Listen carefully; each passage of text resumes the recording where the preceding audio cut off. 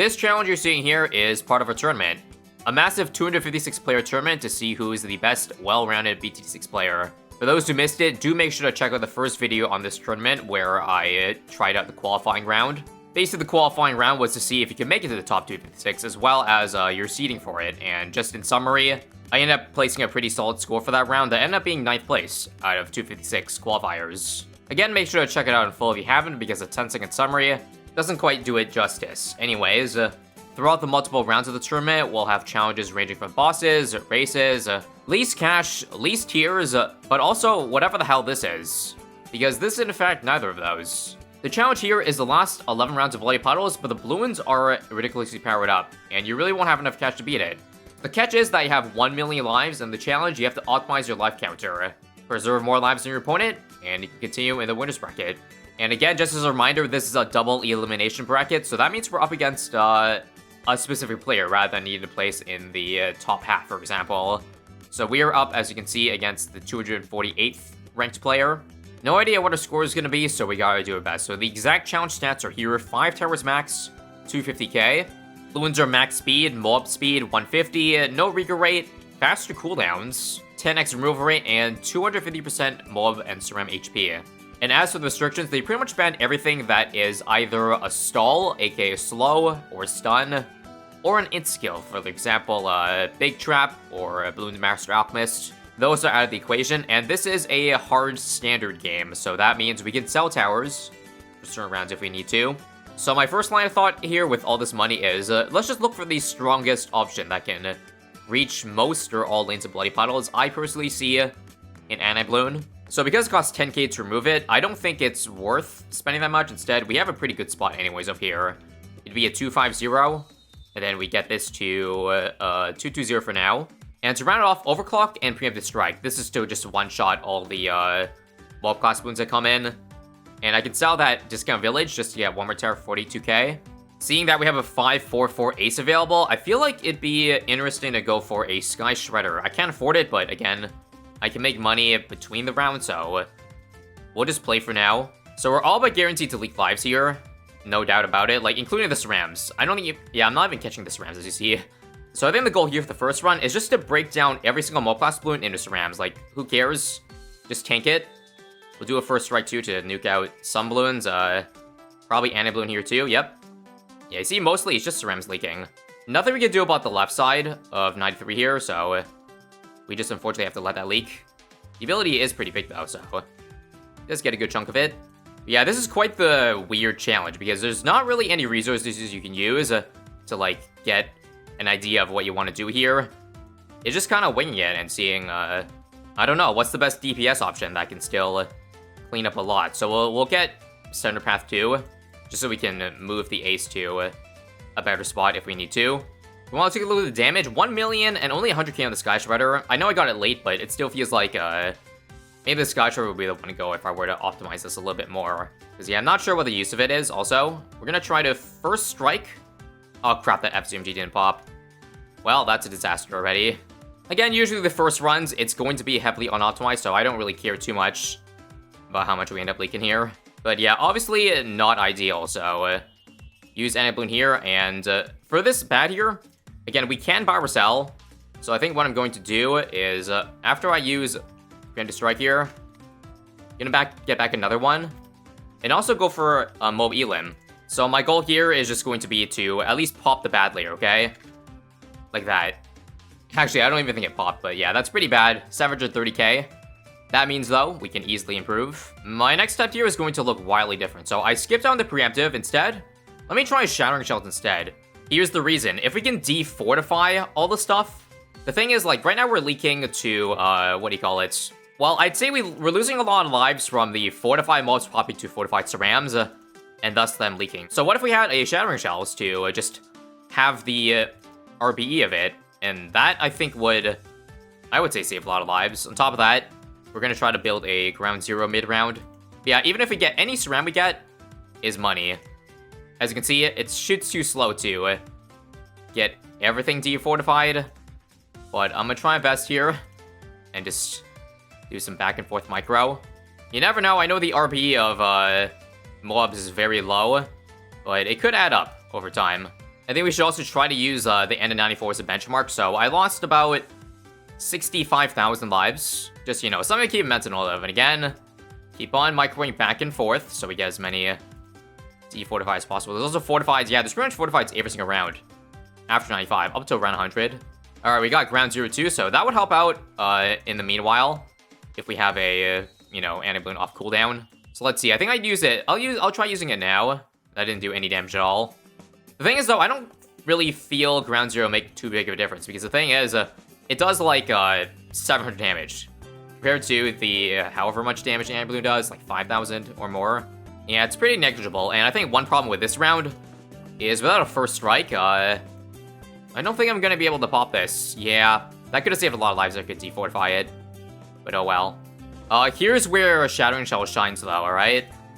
98. I think we'll use an anti-balloon. Yep, everything's in range now. Let's get it. And I think I can tell yeah, it's definitely doing better, right? It's not just me. Yeah, 830k. So now we just gotta, you know, do the first strike, preemptive, and elim combo. Alright, so I'm doing flavor trades to just save a little bit of money whenever possible. And here we go. Let me just tank all those 2 ZMGs, and there it is. Well, just like that, we finished above 800k. Am I satisfied with just above 800k though? Probably not. In fact, I probably could just like beat the 2 ZMGs on around 100 if I tried hard enough. So just like that, we can probably finish with 830k. Maybe I'm gonna try to aim for 850, guys. Considering ground 0 didn't do anything, I think the best play is just to skip that and go for, I don't know. We'll try save it for first strike. Make sure to anti-balloon now to get as much as possible. And yeah, 840 if I can pop this bad here. So we're just going to pause the run so that I can optimize. What I do first, get the flavor trades, of course. I'll basically just have the avatar wrap here as a supplier of damage. So let's go again. First strike, heal him immediately. Keep doing first strike micro. Another elim. Another first strike. Another first strike. And I think we can pop this, guys. Well, I got down to BFBs, but this is good enough. But there's 832k right there, but still a bit of room to optimize. So I'd say 850. Okay, so you won't believe the next idea I have in mind here.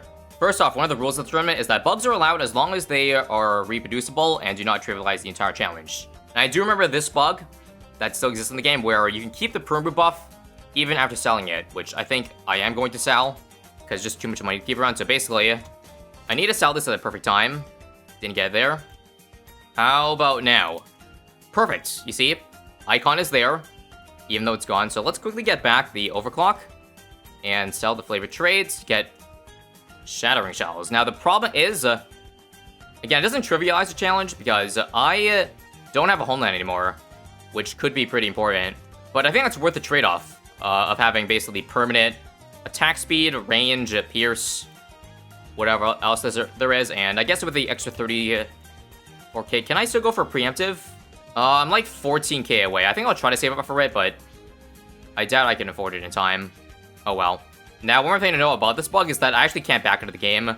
Otherwise, I lose the buff entirely, for those who don't know. So this has got to be a black border run up to round 99, which means I got to, well, deal with 97 first try. You guys remember that round? Yeah, it was pretty brutal, no other way to put it. So let's anti-balloon now. Decently timed, and first strike the insides. Yeah, we're already doing better. Only 51k lives lost in the first 5 rounds here. And don't load now, but I think the preemptive strike is affordable. I don't think I'll get it though, because again, I just want to be able to beat 97. So we just gotta take the hit this round. That involves, again, first striking immediately, and then just buying or selling for one more. That should hopefully give us enough damage to clean up. Let me, hang on, use the ability now. Perfect, yeah, that beat the insides entirely. Hey, hang on. Can I first strike this part too? No, I'll just leak all the BFBs. I think we can probably use the first strike for 98 here. So how is Perm Brew looking, everybody? Let's use Anti-Balloon Command immediately. That was decent. And I will have 870. Yeah, this is pretty good. How much will I lose this round? Let's find out. I will Anti-Balloon now. Clear out some FTTs. Yeah, this is amazing. 862 if I can beat the entirety of the bad. I think we're just gonna go for pure raw damage ability, so we'll do 3 first strikes. And the following.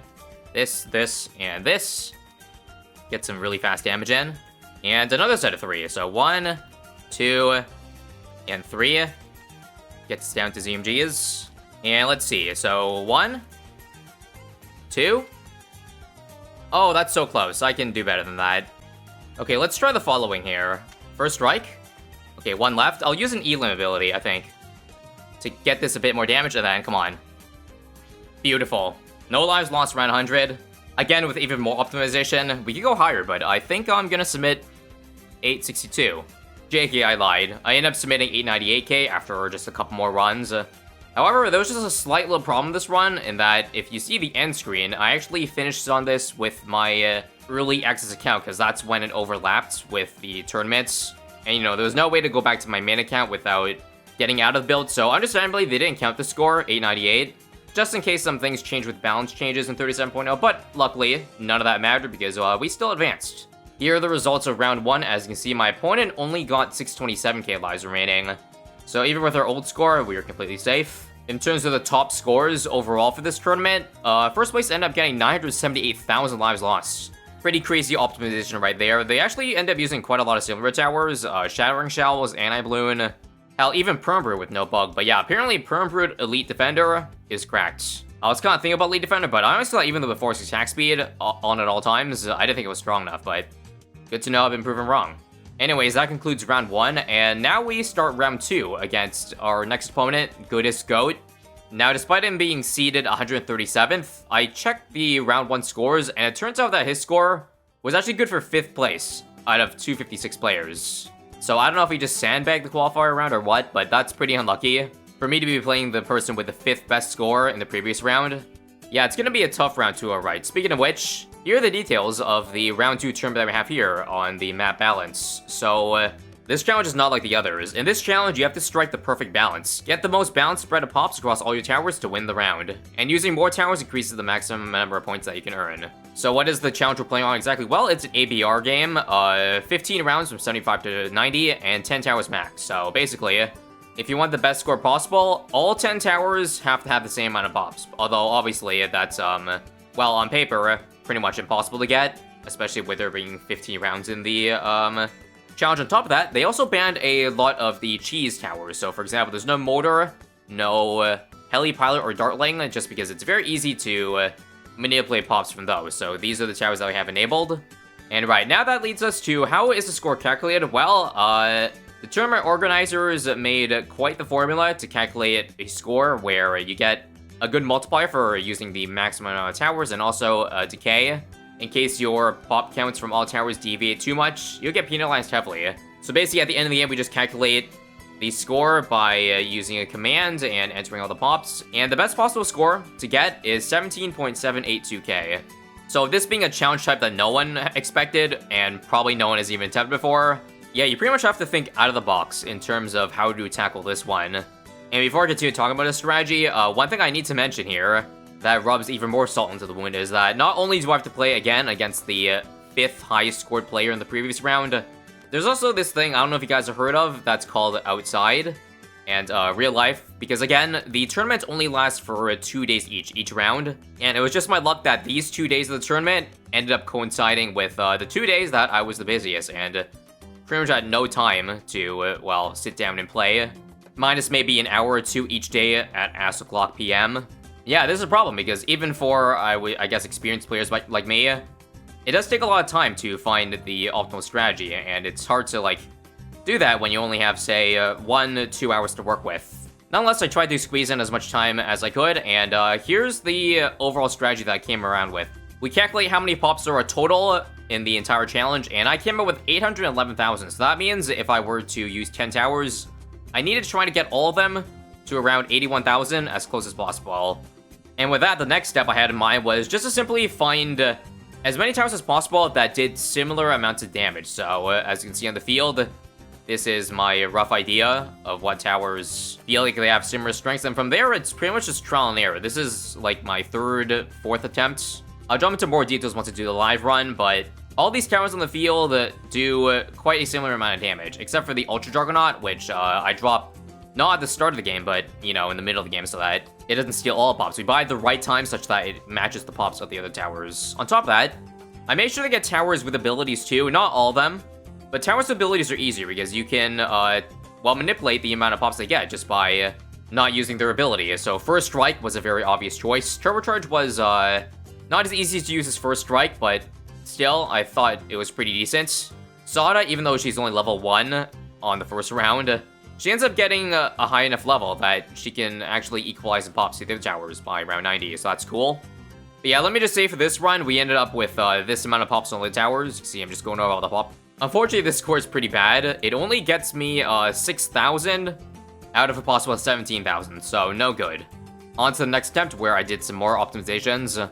Basically, another way to easily manipulate pops is simply by not buying certain upgrades on towers. Like, for example, I believe for the Necromancer and the Cluster Bomb, I did not crossbuy them fully because in the earlier rounds that I tested, those towers seem to get way more pops compared to the Jungle's Bounty, Sticky Bomb, etc.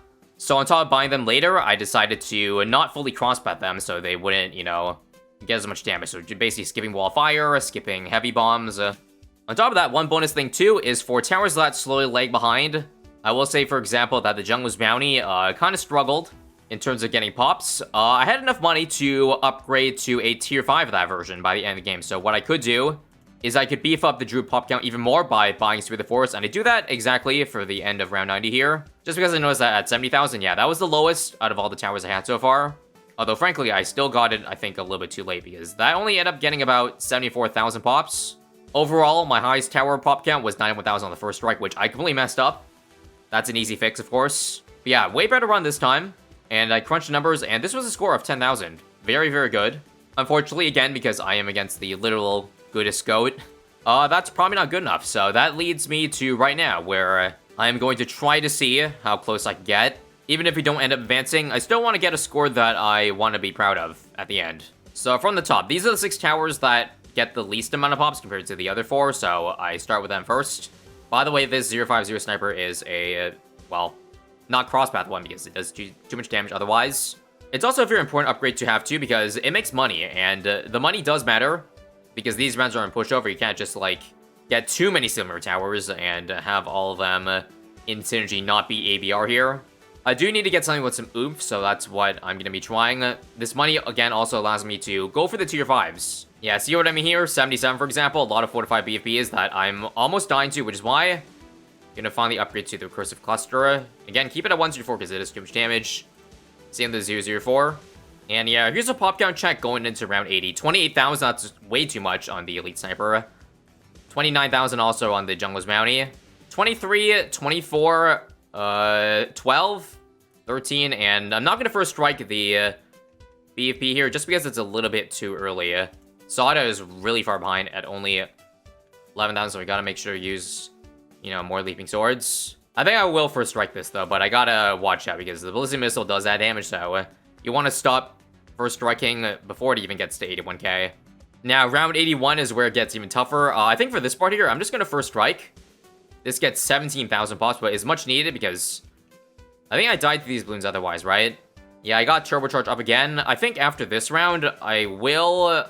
Yeah, I think it's probably worth it to go for a 204. So I ended up dying by accident, so this is a new run, by the way. I'm just gonna first strike one of the FBFBs. This time it doesn't have as many pops, so I'm free to use it. I feel like this time, my pops are a lot more unbalanced. Like, the Elite Sniper here is, for some reason, doing way too much. Don't know what I can do about that, but I think I can actually also drop the Juggernaut 400 just to help it a little bit, because, yeah, we're barely surviving 82 here. That's why I'm dying all the time.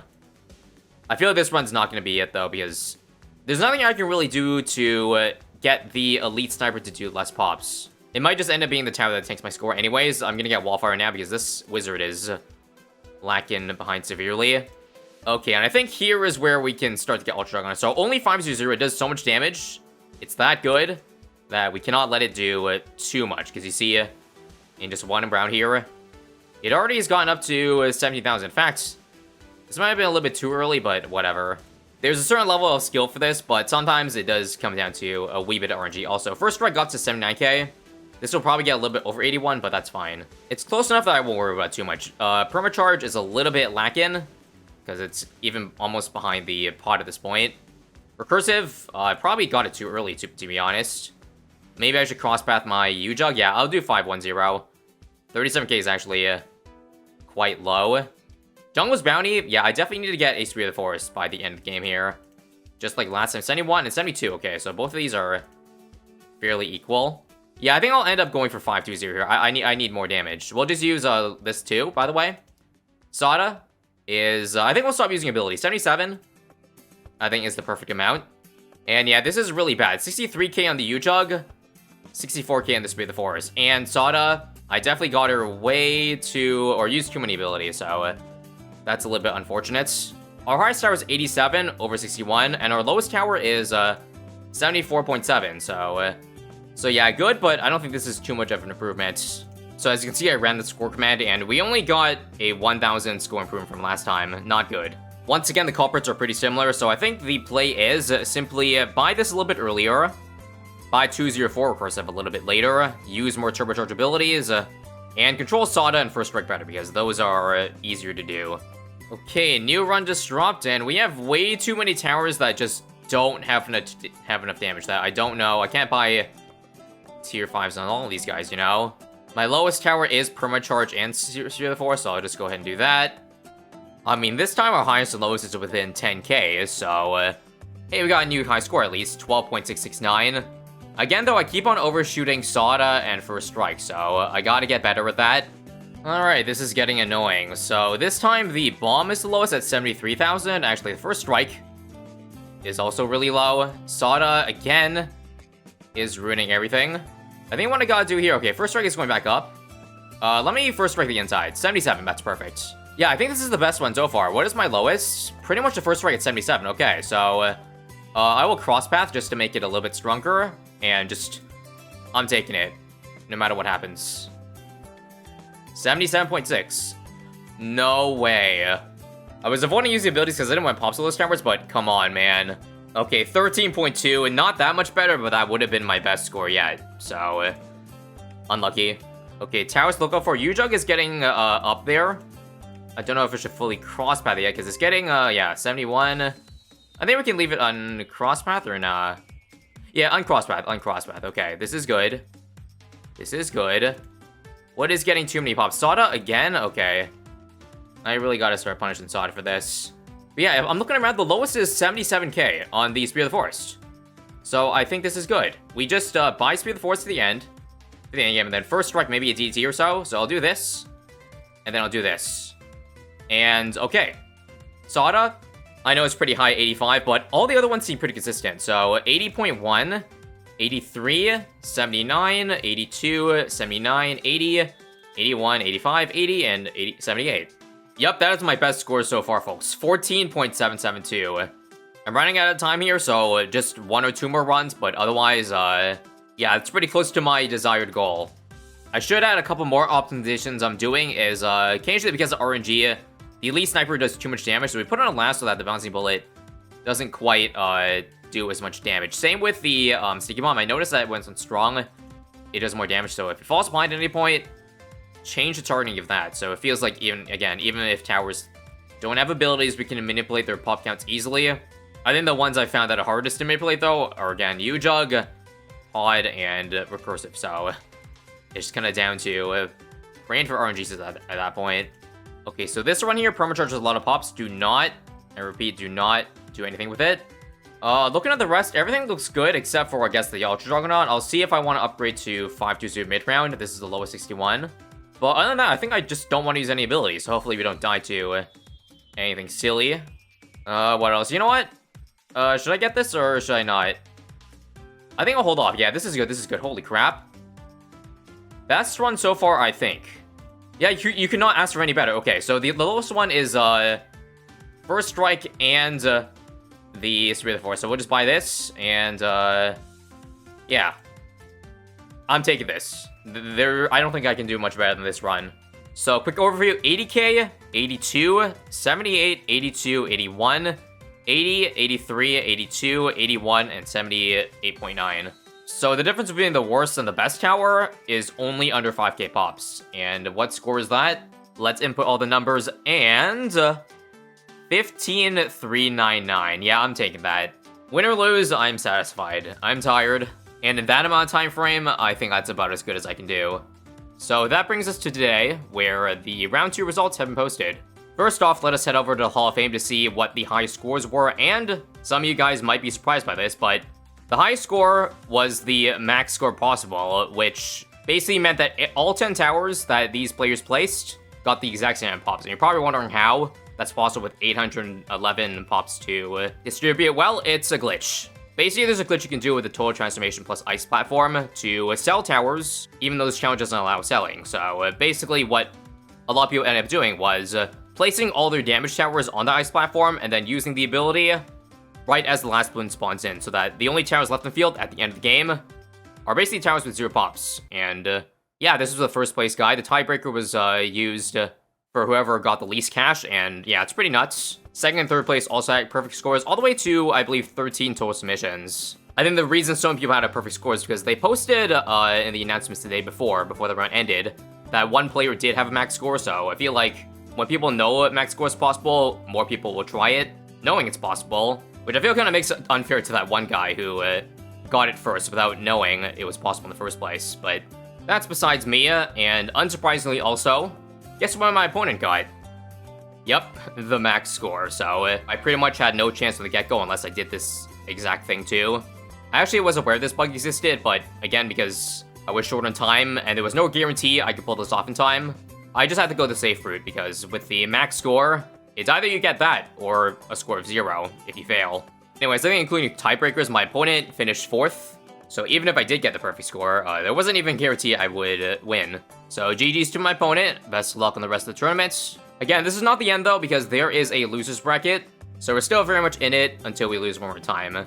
But regardless, I do think that even if I get eliminated at some point, some of the tournament challenges here have actually been pretty interesting. And I honestly might just give it a shot, even if I'm out, just to see how I could do, because yeah, it's pretty fun, and some of these challenges are pretty creative.